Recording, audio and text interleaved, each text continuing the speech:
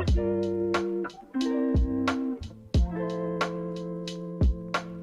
going on, everybody? This is another episode of the Eye Test Takes podcast. This is going to be episode 17, last week of the regular season in the NFL, week 17. I'm not really going to do too much recapping of games. Week 17 is kind of a ugly week in the NFL. A lot of, key players sitting out because they don't want to get hurt, for the playoffs and whatnot. So I'm going to touch on a few things with week 17, but not too much because most of the games were just BS anyways. Obviously, there were some playoff implications, of course, like Cleveland winning, beating Pittsburgh to get into the playoffs, which is really awesome. It's weird to say, but I'm proud of the Cleveland Browns for getting into the playoffs finally once again. They really actually deserve, some recognition for that. But yeah, so mostly I'm going to start with a little bit of the hot topics from the NFL in direct, correlation with this weekend, what happened in week 17 that's kind of spilling over into just news in the NFL in general and spilling over into the playoffs. So the first thing I kind of want to get out of the way is the whole debacle that happened on Sunday Night Football. I'm going to and this is what people are calling it Nategate, which was the Philadelphia versus Washington football team game.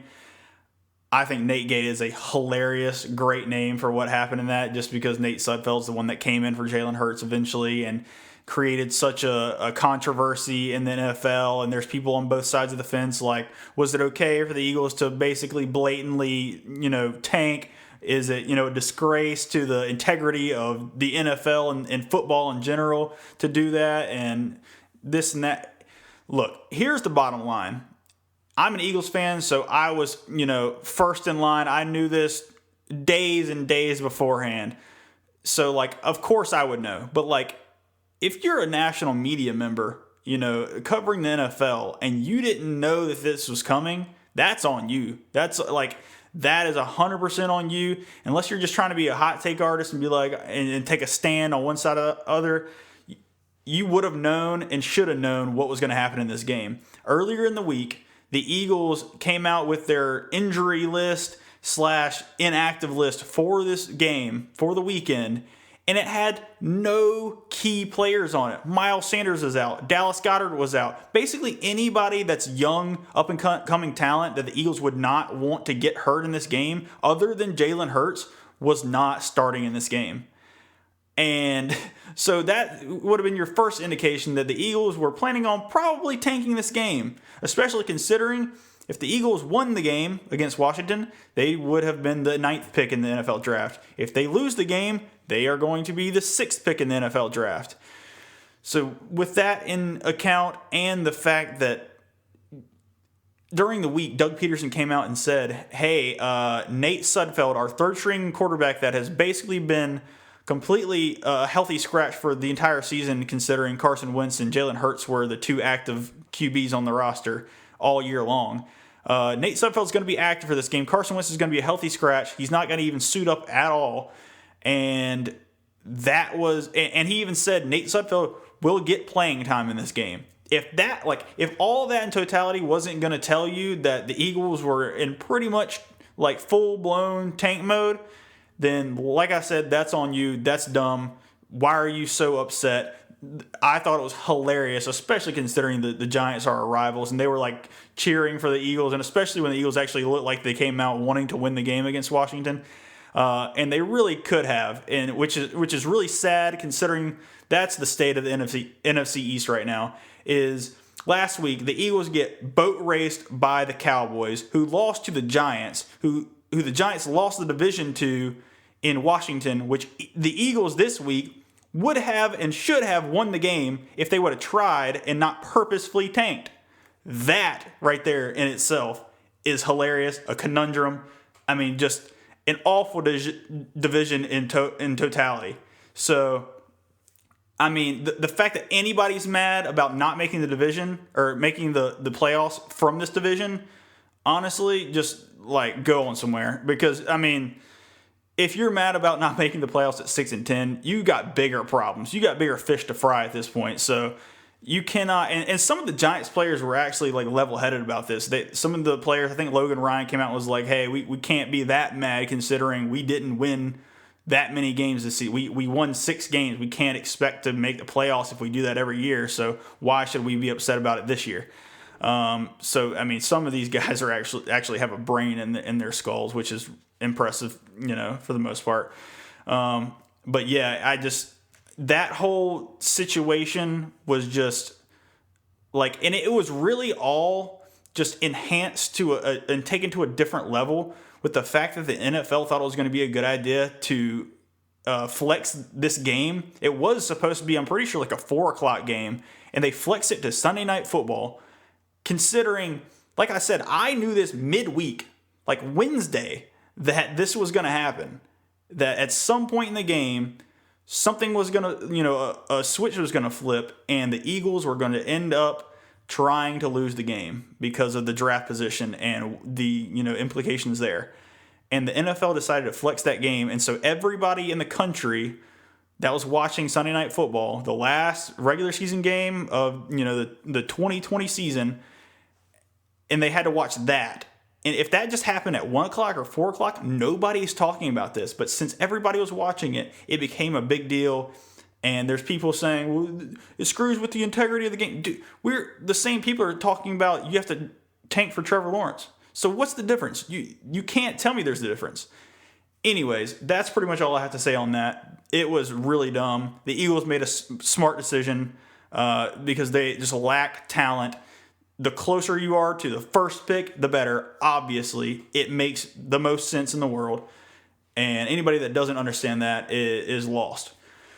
So, the next hot topic here in the NFL for this weekend was in the aftermath of the games, there are always head coach firings in the NFL.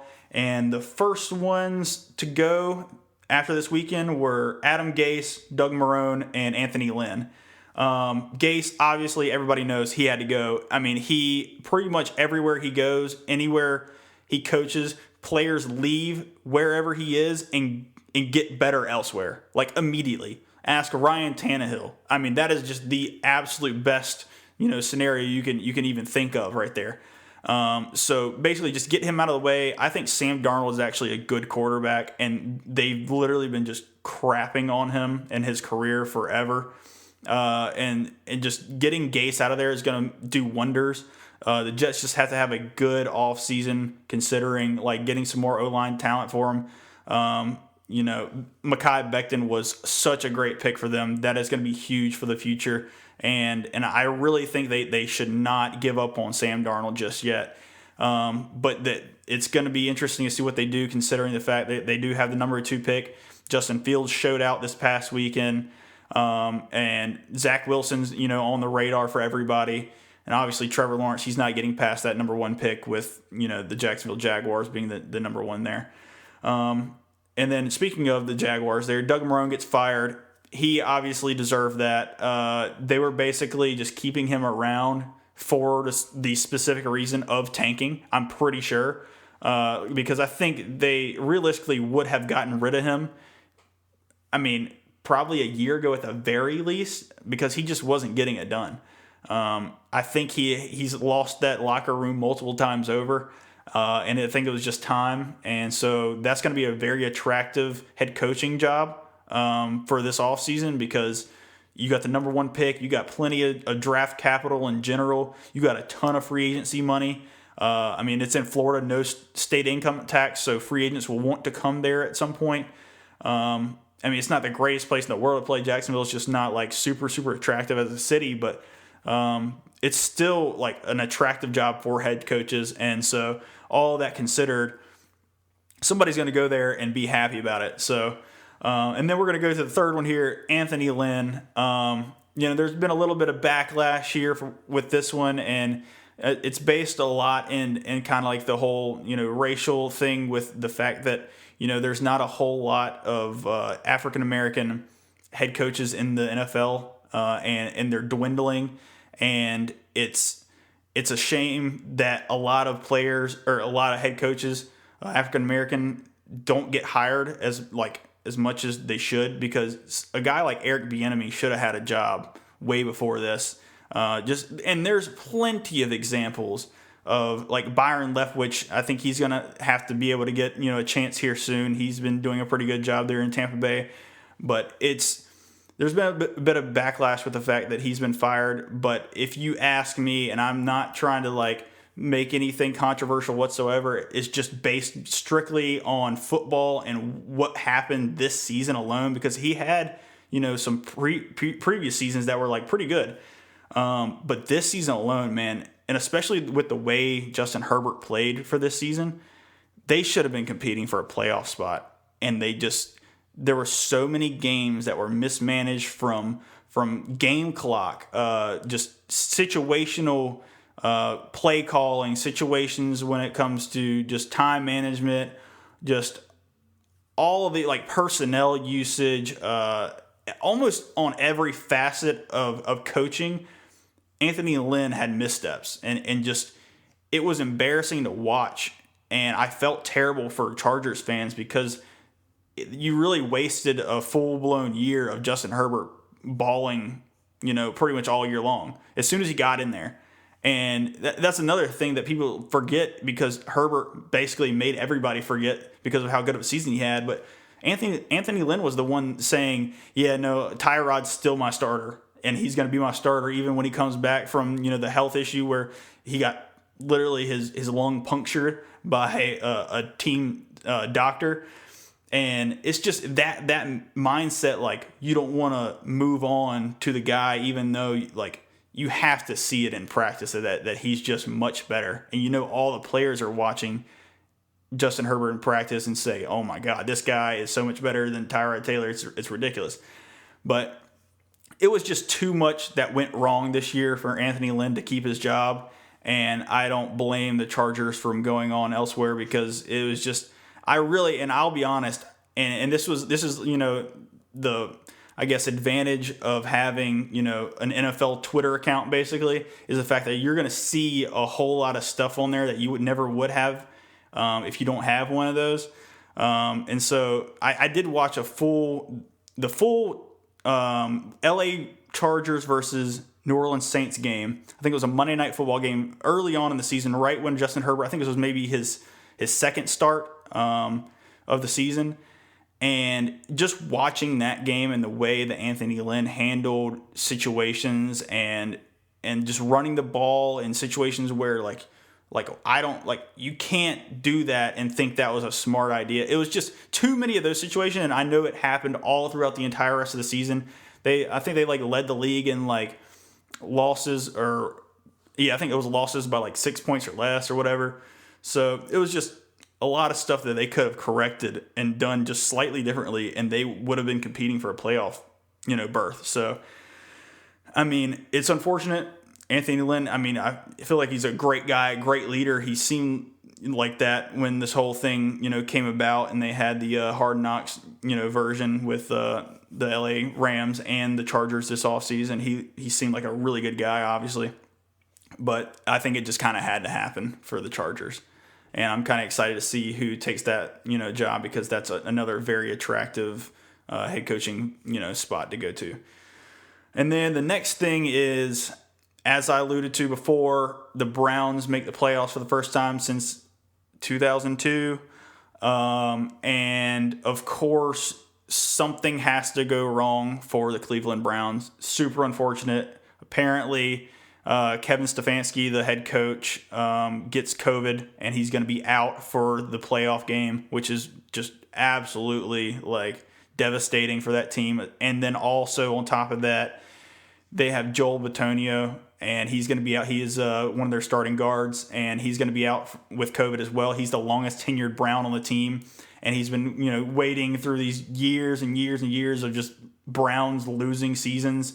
And of course, as soon as he gets a taste of the playoffs, he's not allowed to play in it. So I'm not a Pittsburgh Steelers hater by any stretch of the imagination, but I really hope that the Browns can pull it out in this game, just so that these two guys that are going to unfortunately miss the game, get a chance to get into another playoff game at the very least, even if they they win or lose, whatever. I just hope they can get another chance, and at the very least, maybe next year. But it's really unfortunate that happened. Now, that's pretty much it for like the kind of like updates on what kind of happened, in the aftermath of the weekend. In this one, I'm not really going to recap any of the games, like I said, in Week 17. Pretty much everybody knows what kind of happened there. But I want to do a little bit of just a brief, this is just kind of off the dome, just like knee-jerk reaction preview of the wild card weekend for this weekend. And then I'll just kind of give maybe a little bit of prediction here and there, but I'm going to be a little wishy-washy on some of these. So let's just start off with Buffalo versus Indianapolis. Indianapolis, to me, just seems to be a little bit overrated at this point in time. Their offense did kind of round into form by the end of the season, and that's what kind of was struggling at the beginning of the season, and their defense was, the hot thing. Their defense was just killing people in the beginning of the season, and since then, the defense has tapered off a little bit, and they're just a kind of a little bit better than middle-of-the-road defense at this point. I just don't think they had the depth in like pass rushers and stuff like that.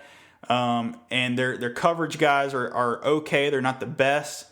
And they're going up against right now just an absolute razor blade in the Buffalo Bills. The Buffalo Bills are the hottest team in the NFL. Josh Allen's playing out of his mind. The Buffalo defense is rounding into form, as they were not performing that well at the beginning of the season, but they've literally, both sides of the ball have gotten absolutely flaming hot going into the playoffs. And it kind of reminds me of just like how the Eagles in 2017 kind of operated. Young quarterback, obviously, and just gets on a hot streak, and they're just boat racing people at this point. I mean, the fact that they beat the number one scoring defense in the Miami Dolphins by, I guess they doubled their score basically. I mean, I think they sat their starters basically in the second half and still won by double the points. I mean, they scored like 52, 54. I don't even remember. It was something ridiculous. Like, it wasn't even worth like looking at. And the Dolphins had something to play for. They literally, if they played or if they won, they got into the playoffs. So it's not like they were like laying down by any means. So Buffalo is just super hot. I think Buffalo wins this game. I think the Buffalo actually scores like 35 plus in this one. I think they just continue the hot streak. Indy's not going to have an answer for them. And I don't think it's going to be all that close either. I think, it's probably going to be, like I said, 35 plus for Buffalo. And then for Indianapolis, I say they score somewhere in like the 24-point range. But yeah, that's going to be an interesting game. It's going to be a very fun one to watch. I want to see Josh Allen continue to ball out because he's just fun to watch in general. Next game, LA Rams versus Seattle. This game, man, we've seen this obviously twice this year. We see it every year. It's an interesting matchup every single time. And the last time we saw it was 2 weeks ago. And in that game, I actually did recap that one. And it was more of a defensive struggle than I was expecting it to be. And I just think in this game, it's going to come down to, and I assume Jared Goff is going to try to give it a go in this one. I haven't seen any updates on that yet. But if it's just going to come down to these two teams, there's no way I take anybody over Russell Wilson in this one. There's just no way I'm picking a Jared Goff-led team over a Russell Wilson-led team. And I know there's other, factors. Obviously, it's football. Crazy stuff happens. But the way the Seattle defense has played over the last few weeks, they've stepped it up quite a bit. And that's really all Seattle needed, was just the defense not to be like the worst in the league. They just have to be like, middle of the road, even like a little bit worse than middle of the road, and they will be a super competitive team going into the playoffs and going through the playoffs. And I know the Rams defense is very good. They've been able to kind of lock up DK Metcalf in the past with Jalen Ramsey, and they've done a good job. But like I said, I just can't pick a team that has Jared Goff rather than a team that has Russell Wilson at this point. So yeah, I have Seattle winning that game as well. Next game, Tampa Bay versus the Washington football team. This game, I feel like a lot of people are going to, say Tampa Bay, they got kind of hot here at the end of the season, and they're going to kill the Washington football team. And I don't see it playing out that way whatsoever. I think it's going to be pretty low scoring. Depending on what lines you're getting, I'm probably going with the under in that one. I just don't think Tampa Bay is going to score a whole lot considering Tom Brady's going to be back there. He can't move, and Chase Young is coming. And that's literally what he said after they won that game against Philadelphia, even though Philadelphia just kind of gave up. Anyways, Chase Young and that whole defensive line, Montez Sweat, Deron Payne, Jonathan Allen, even Ryan Kerrigan just coming in whenever. That whole defense, Fuller's playing well. Ronald Darby's playing well. The whole team, that Cameron Curlcat at safety is balling right now. That whole defense is really, really good. And I know the Washington offense can get anemic at times, but at the very least they have some weapons that they can get the ball out of Alex Smith's hands, and stuff can happen. You never know. It's the NFL. The ball bounces funny ways. I just would not count out Washington. At the end of the day, I probably say Tampa Bay wins, but it's going to be by a small margin, I believe. And like I said, though, I would not count Washington out because that D-line is going to come after Tom Brady.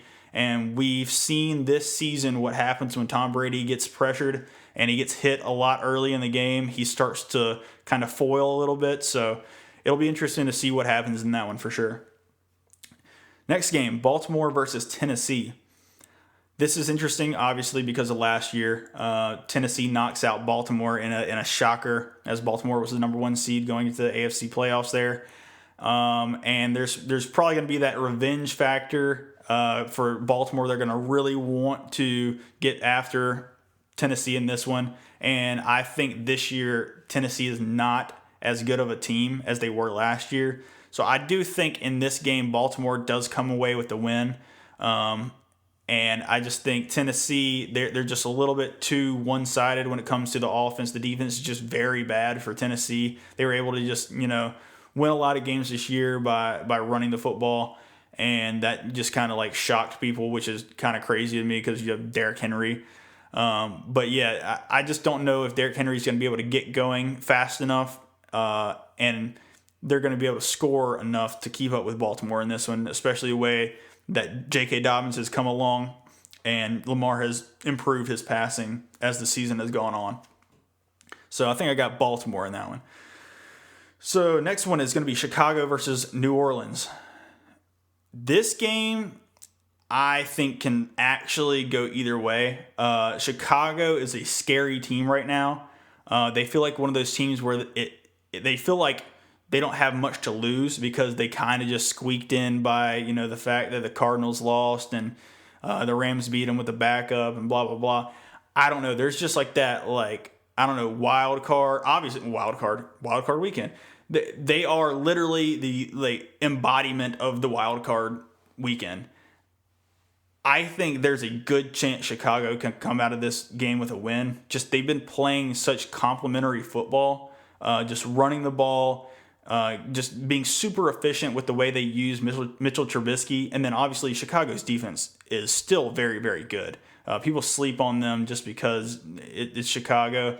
But, obviously, the Packers handled them in this past game, but I don't think that the Saints offense is as good as the Packers offense. So I don't see it being like that. And Chicago was very competitive until really at the end of that game. So I think Chicago has a very good chance of winning this game. And I think I'm going to pick Chicago to win this game.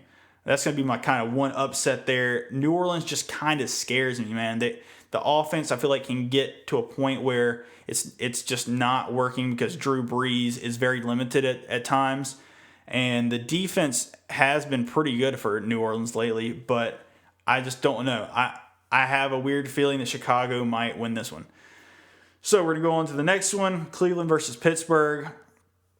Like I said before, very unfortunate with the whole Stefanski having to be out for this one. Joel Bitonio, a big part of that O-line.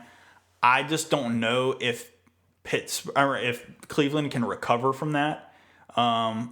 Because I actually do think that Cleveland had a very good shot in this game to knock off Pittsburgh. But with those two factors, I just don't see it happening anymore, and it's very unfortunate. I just wanted to see what Cleveland could do, make some noise in the playoffs. But I do think after that fact, Pittsburgh's probably going to end up winning the game. So I have Pittsburgh going on in that one, and that pretty much wraps up the preview / predictions for Wild Card Weekend. And that's pretty much all I have for this one. I appreciate everybody listening. This has been awesome all season. I appreciate everybody listening. Anybody that did. It's not been a whole lot of you guys, but I appreciate it if you did.